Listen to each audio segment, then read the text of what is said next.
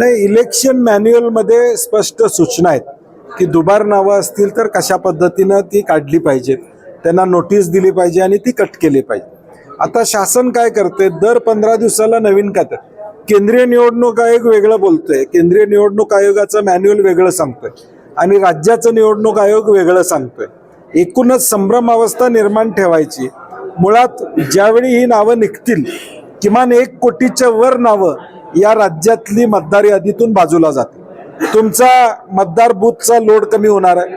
म्हणजे आज 1000 नावं ती गृहीत धरून आम्ही बूथ तयार करतोय. यंत्रणा जेवढी लागणार आहे ती यंत्रणा कमी लागेल. आणि म्हणून आमची विनंती आहे की त्यांच्याकडे सॉफ्टवेअर आहे, सॉफ्टवेअरमध्ये आम्ही जर राजकीय पक्ष जिल्ह्याचं आणि महाराष्ट्रातली दुबार नावं हुडकून काढत असू तर तुम्हाला अधिकृत काढायला काय अडचण आहे. आम्ही जर राजकीय पक्ष यंत्रणा ती लावतोय आणि आम्ही दाखवतोय. आता एखादा पडलेला उमेदवार, निवडून आलेला उमेदवार जर सांगतो की माझ्या मतदारसंघात ही 10,000 नाव आहेत, मग तो कुठून काढतो? तुम्ही दिलेल्या डाटावरूनच काढतो ना, तुम्ही दिलेल्या याद्यावरूनच काढतो. मग तुम्हाला का जमत नाही? आमचं म्हणणं ते आहे की निवडणूक आयोगानं स्वतः एक्सरसाइज करावा. निवडणूक आयोगानं ठरवलं तर 48 तासात ही दुबार नावं या राज्यातली कमी होऊ शकतात.